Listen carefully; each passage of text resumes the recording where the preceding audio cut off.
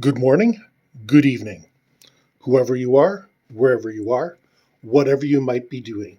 We wish to welcome you to the Silverlight Show. The Silverlight shines to illuminate that which lies hidden in darkness. For those of you tuning in today, we welcome you in.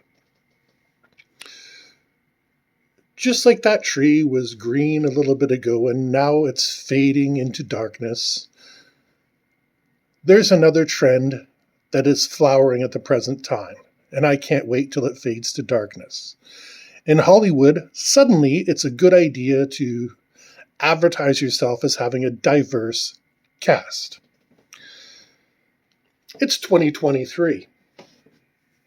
You should be having a diverse cast. You are advertising that you are doing the bare minimum possible to make your entertainment acceptable to people in the modern age.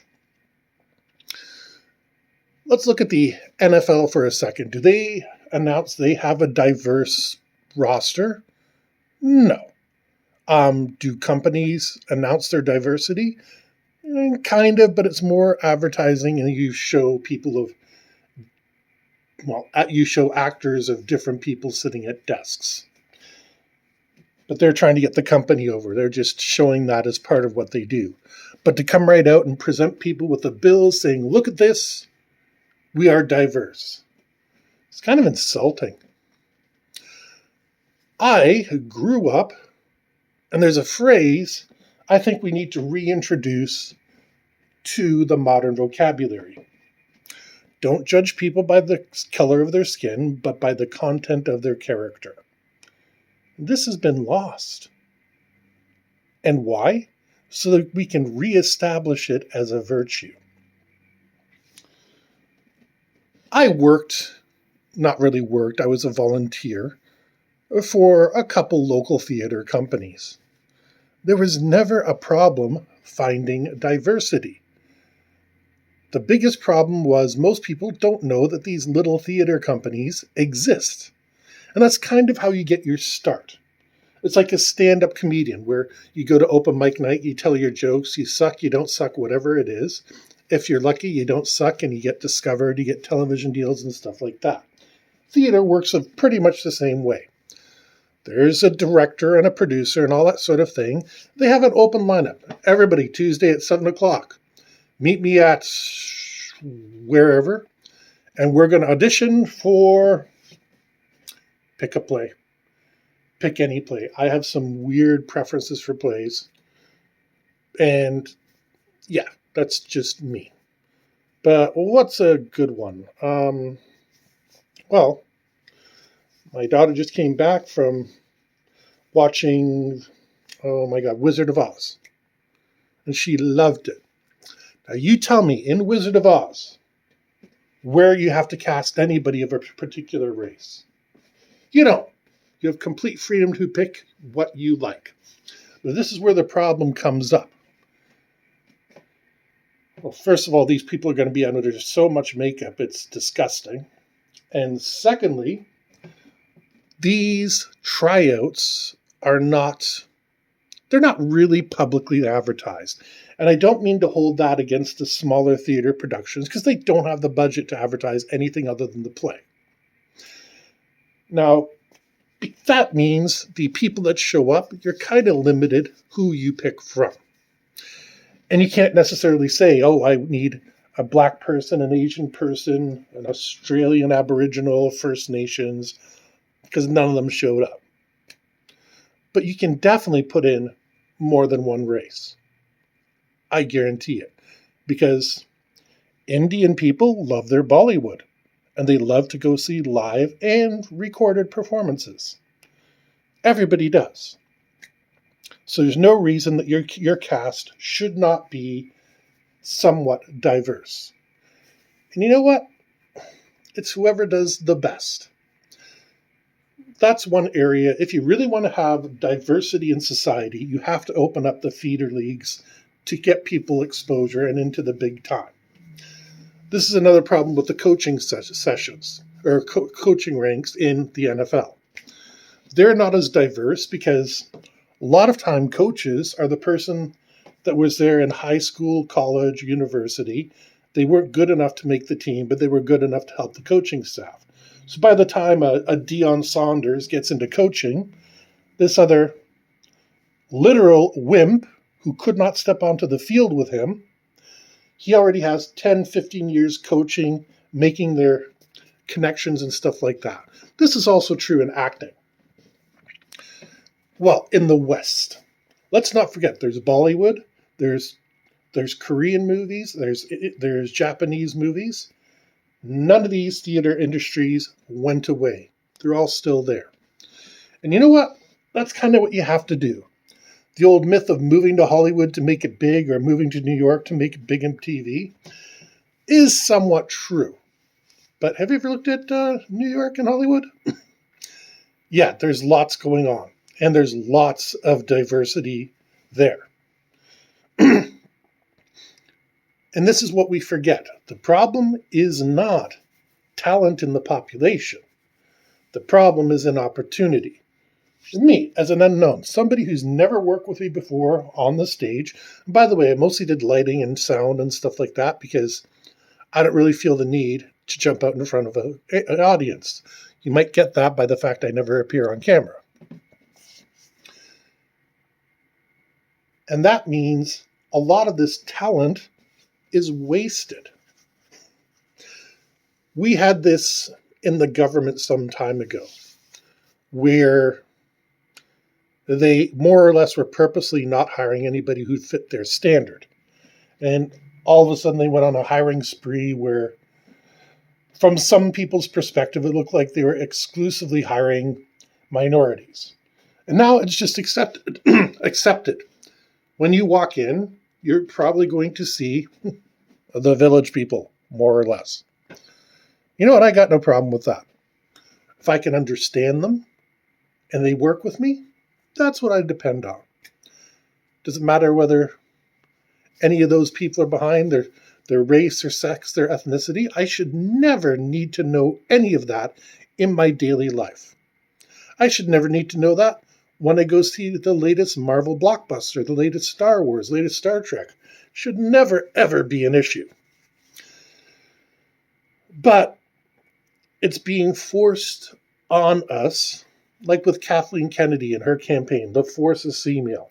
No, the force is for everybody. Let's see a couple more female stars, yes, but let's have them organically introduced. They followed the Luke Skywalker blueprint with Rey, which, okay, I'll let them get away with that because it's a proven track record. It's Joseph Campbell's own formula. So the power of myth is the power of myth. You know, it's not a sin to repeat what works. At the same token, Daisy Ridley was the best we could come up with. She's not a bad actress. Don't get me wrong. But like her resting face, it just looks like she's haunted. And I don't know what it is. When she's smiling, whatever, those eyes are still dead. And I don't know what it is about her. She's a fine actress. You can put her anywhere and she's giving 100%. You can see that she has that passion for acting. But there's something in that back history. We'll get a tell-all book one day, I'm sure. But back to the main point. Advertising that you do the minimum possible is a disaster. It would be like a company advertising, we pay minimum wage. You're paying me the legally minimum possible to get me to come to work. Not a selling point. We allow you to take a break. Oh, so I get to go to the bathroom when I have to. Gee, thanks. We have a diverse cast. You bloody well should have a diverse cast.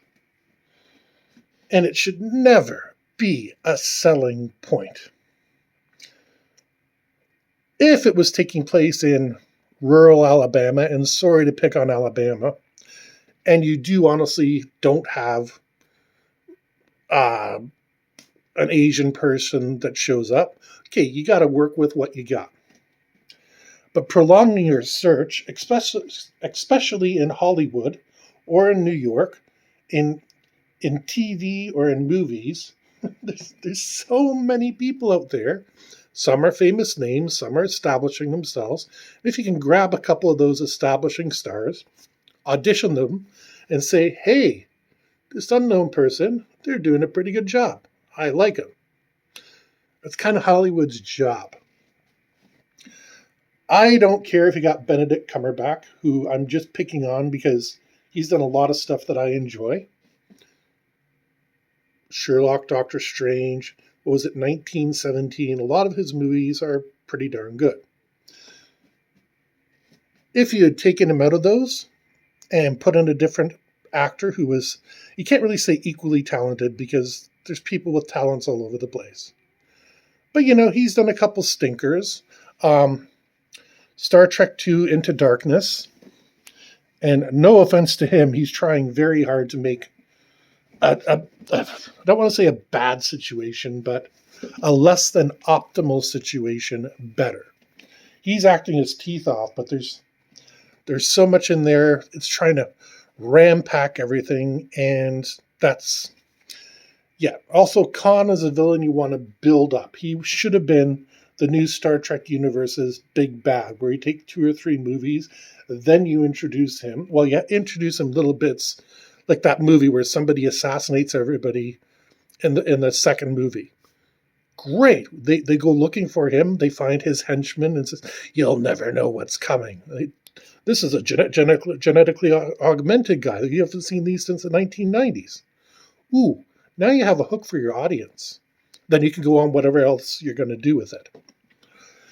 Marvel has done that well, and that's their big problem right now is Jonathan Majors, I think. They're trying to lay the bait, but nobody's biting. It's nothing against Jonathan Majors, the guy who plays Kang, but I just feel like we're missing a lot by not utilizing the talent that we have. Now, he was probably the best person for the part. And in the comics, he's drawn, I think his face is usually blue or something like that.